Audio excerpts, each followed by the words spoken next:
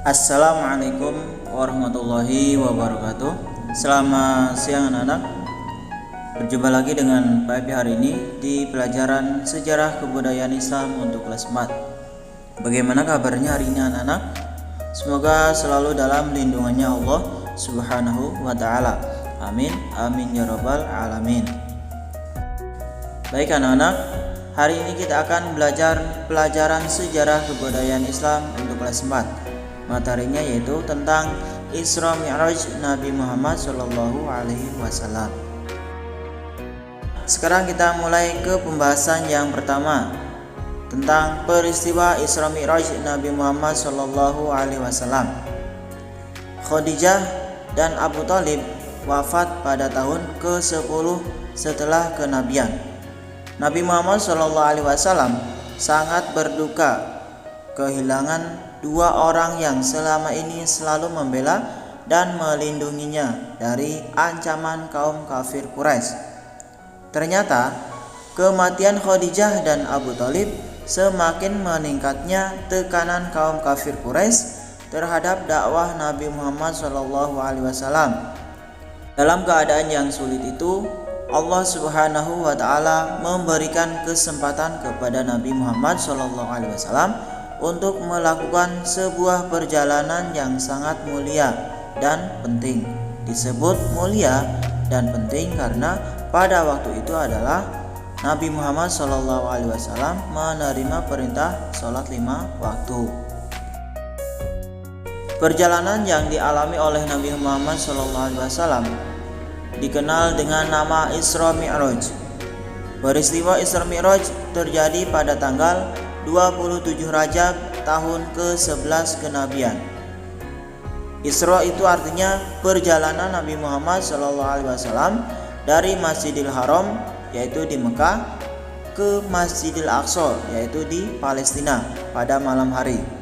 Mi'raj artinya naiknya Nabi Muhammad SAW dari Masjidil Aqsa hingga ke Sidratul Muntaha. Itu pengertian dari Isra Mi'raj Nabi Muhammad Shallallahu Alaihi Wasallam. Isra dan Mi'raj terjadi ketika Nabi Muhammad Shallallahu Alaihi Wasallam menginap di rumah Ummi Hani binti Abi Thalib, salah seorang kerabat beliau. Pada malam itu, malaikat Jibril turun menjemput Nabi Muhammad Shallallahu Alaihi Wasallam dengan kendaraan buraq. Nabi Muhammad Shallallahu Alaihi Wasallam dan malaikat Jibril kemudian menuju ke Masjidil Aqsa, kemudian naik ke langit hingga akhirnya sampai ke Sidratul Muntaha. Di setiap tingkat langit, Nabi Muhammad SAW bertemu dengan nabi-nabi sebelumnya. Di langit pertama, Nabi Muhammad SAW bertemu dengan Nabi Adam alaihissalam.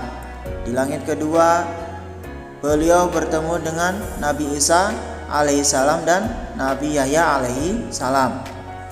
Di langit ketiga bertemu dengan Nabi Yusuf alaihissalam. Di langit keempat bertemu dengan Nabi Idris alaihissalam. Kemudian malaikat Jibril lalu membawa Nabi Muhammad SAW ke langit keenam dan bertemu dengan Nabi Musa alaihissalam. Kemudian di langit ke-7 bertemu dengan Nabi Ibrahim alaihissalam. Terakhir, Nabi Muhammad SAW dinaikkan ke Sidratul Muntaha. Di tempat itulah perjalanan Mi'raj Nabi Muhammad SAW berhenti dan menerima wahyu dari Allah Subhanahu wa ta'ala, yaitu wahyu yang berisi tentang perintah sholat wajib 5 waktu. Pada awalnya Allah Subhanahu wa ta'ala mewajibkan sholat 50 waktu. Kemudian atas usulan Nabi Musa alaihissalam, Nabi Muhammad SAW meminta pengurangan kepada Allah Subhanahu wa ta'ala hingga akhirnya hanya diwajibkan sebanyak 5 waktu sholat dalam sehari semalam, seperti yang dikerjakan oleh kaum muslimin sekarang. Meskipun demikian, pahala sholat 5 waktu itu tetap sama dengan pahala sholat 50 waktu. Setelah melakukan Isra Mi'raj, Nabi Muhammad SAW kembali ke kota Mekah. Penjelasan selanjutnya yaitu tamsil pada peristiwa Isra Mi'raj. Ketika Nabi Muhammad SAW sedang melakukan perjalanan Isra Mi'raj, beliau diperlihatkan beberapa bukti kekuasaan Allah Subhanahu wa Ta'ala. Saat itu Nabi Muhammad SAW menyaksikan berbagai tamsil, yaitu perumpamaan perilaku manusia semasa hidup di dunia. Nabi Muhammad SAW diperlihatkan sekelompok manusia sedang bercocok tanam yang pada hari itu juga memetik buahnya.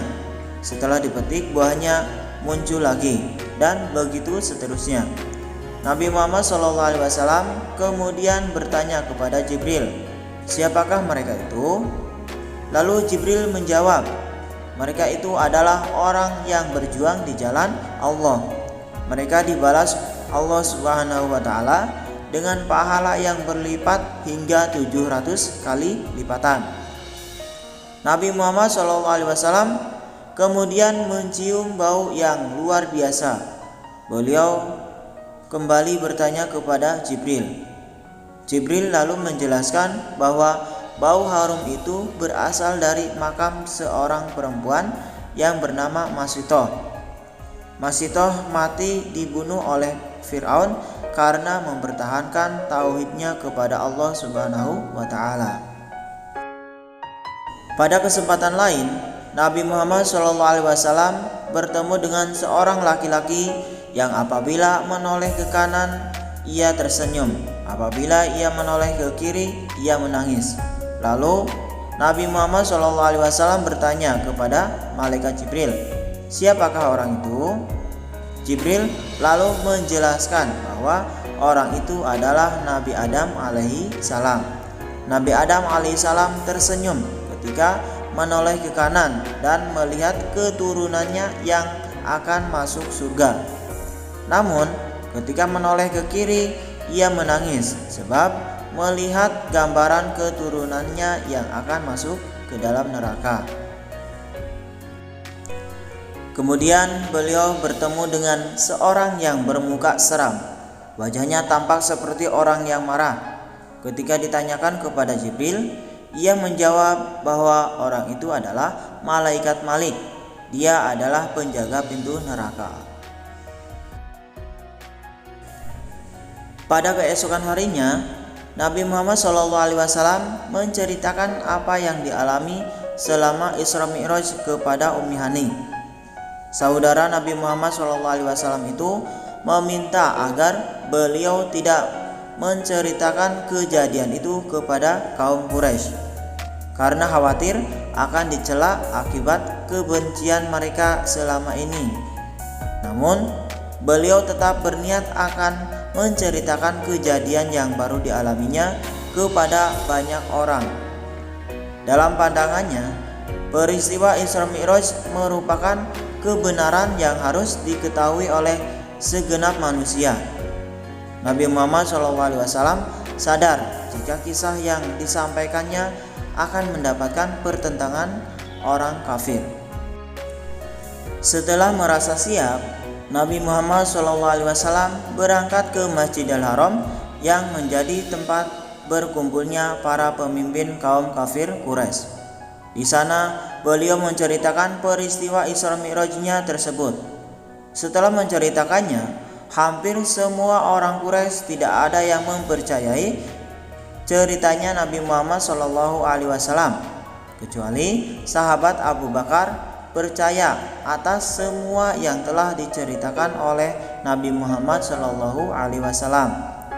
Setelah kejadian tersebut, Abu Bakar kemudian mendapatkan gelar As-Siddiq, artinya orang yang mempercayai kebenaran. Kemudian pembahasan yang terakhir yaitu hikmah Isra Mi'raj Nabi Muhammad SAW. Di sini hikmahnya ada 7. Yang pertama, membuktikan kekuasaan Allah Subhanahu wa Ta'ala, memperjalankan hambanya menempuh jarak yang sangat jauh dalam waktu yang sangat singkat. Kedua, memperlihatkan kebesaran Allah Subhanahu wa taala kepada Nabi Muhammad SAW dengan memperlihatkan keadaan alam semesta di luar bumi. Hikmah yang ketiga, menghibur kesedihan yang dialami oleh Nabi Muhammad SAW setelah beliau ditimpa berbagai kesulitan, penderitaan, tekanan, serta ditinggal wafat oleh Khadijah dan Abu Thalib. Yang keempat, menguji keimanan kaum muslimin terhadap ajaran-ajaran yang disampaikan oleh Nabi Muhammad SAW seperti peristiwa Isra Mi'raj. Kelima, memperkuat keyakinan Nabi Muhammad SAW dalam berdakwah menyebarkan agama Islam. Yang keenam, membuktikan bahwa Nabi Muhammad SAW ini benar-benar utusan Allah Subhanahu wa taala. Dan hikmah yang ketujuh, mengerjakan sholat adalah hikmah terbesar yang harus diambil umat Islam untuk melaksanakan sholat 5 waktu dalam sehari semalam. Mungkin cukup sekian pelajaran sejarah kebudayaan Islam untuk hari ini. Kita lanjutkan lagi minggu depan. Wal afu minkum. Wassalamualaikum warahmatullahi wabarakatuh.